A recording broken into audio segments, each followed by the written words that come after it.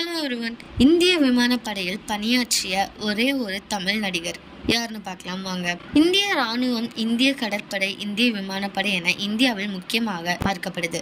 தற்பொழுது இந்திய விமானப்படையில் பணியாற்றிய ஒரு தமிழ் நடிகர் குறித்து தரமான தகவல் தான் வெளியாகியிருக்கு. கடந்த 1964 ஆண்டு முதல் 1974 ஆண்டு வரையிலான 10 வருடங்கள் தமிழ் சினிமா நடிகர் ஒருவர் இந்திய விமானப்படையில் பணியாற்றியிருக்காங்களாம். இதையடுத்து சினிமா மீது ஆர்வம் வந்ததால் தனது பணியை விட்டு சினிமாவில் நடிக்க தொடங்கியிருக்காங்களாம். இந்திய விமானப்படையில் பணியாற்றி ஒரே தமிழ் நடிகர் என்ற பெருமையை பெற்றவர் வேறு யாரும் இல்லை, நடிகர் டெல்லி கணேஷ் அவர்கள்தான். இவர் கடந்த 1976 ஆண்டு பாலச்சந்தர் இயக்கத்தில் பட்டின பிரவேசம் என்ற திரைப்படத்தின் மூலம் தமிழ் திரையுலகில் அறிமுகமானாங்க. திரைப்படங்கள் மட்டுமின்றி சின்ன திரையிலும் பல குறும்படங்களிலும் நடித்துள்ள டெல்லி கணேஷ் தமிழ்நாடு மாநில திரைப்பட விருது, தமிழக அரசால் கலைமாமணி விருது பெற்றிருக்காங்க.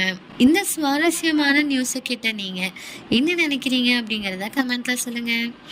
இதே மாதிரி லேட்டஸ்ட் சினிமா நியூஸ் அப்டேட் தெரிஞ்சுக்கணும்னா இந்த சேனலை சப்ஸ்கிரைப் பண்ணிக்கோங்க.